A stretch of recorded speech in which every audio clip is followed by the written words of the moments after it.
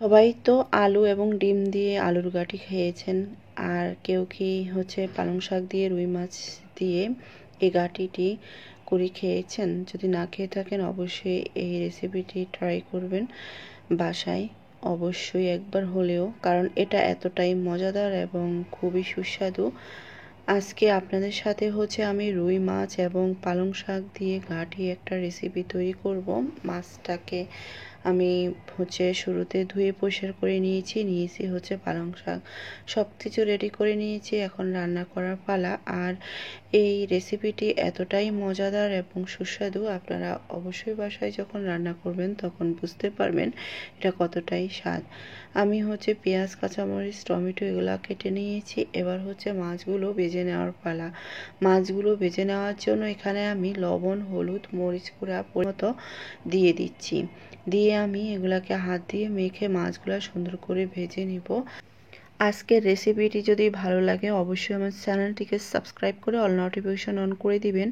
আর ভিডিওটি বা রেসিপিটি কেমন হয়েছে অবশ্যই কমেন্ট করে জানাবেন। যাই হোক, আমি মাছটা হাত দিয়ে মেখে নিয়েছি। এবার ভেজে নেওয়ার পালা। এখন আমি মাছগুলা সুন্দর করে উল্টিয়ে পাল্টিয়ে ভেজে নিব। আর মাছটা যখন ভাজা হয়ে যাবে তখনই আমি একটা চামচের সাহায্যে মাছগুলাকে ভেঙে নিব। অবশ্যই মাছগুলো ভেঙে রান্না করতে হবে, যেহেতু এটা ঘাটি, তাই আমি মাছগুলাকে সুন্দর করে ভাজার টাইমে আমি মাছগুলাকে চামচের সাহায্যে ভেঙে নিব। যাই হোক, আমি মাছের মধ্যে যে অবশিষ্ট যে তেলটুকু ছিল সেটাই আমি শুরুতে রান্নার জন্য একটা পাতিলে দিয়ে দিয়েছি। আর পেঁয়াজ, কাঁচামরিচ, টমেটো একসাথে দিয়েছি। এবার স্বাদ মতো লবণ দিয়ে দিলাম। ভালোভাবে নেড়েচেড়ে এ পর্যায়ে আমি বাটা মশলাগুলা ব্যবহার করব।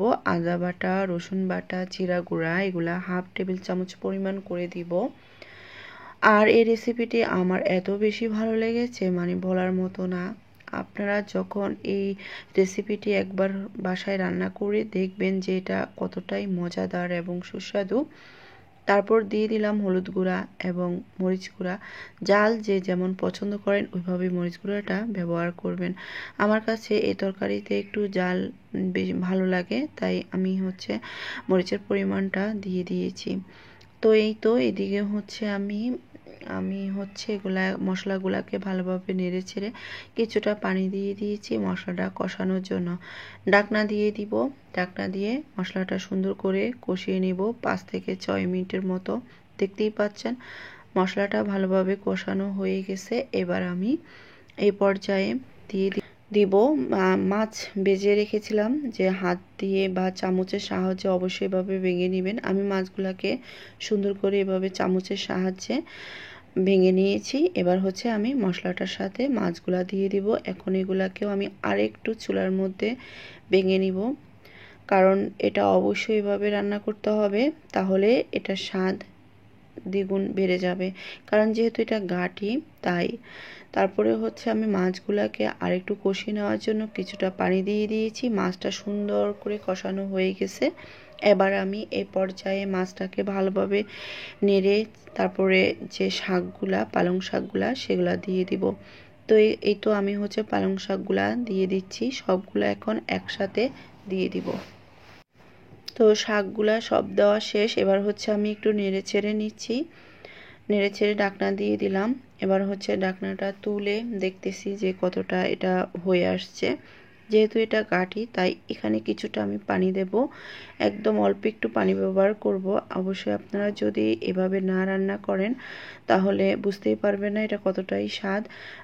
আর শাকের মধ্যে পানি না দেওয়াই ভালো। শাক দেওয়ার আগে পানি ব্যবহার করবেন, কিন্তু এটা আমি যেহেতু মাছটা ভেঙে ঘাটি দিয়ে মানে ঘাটির মতো রান্না করব, তাই কিছুটা পানি দিয়ে দিচ্ছি।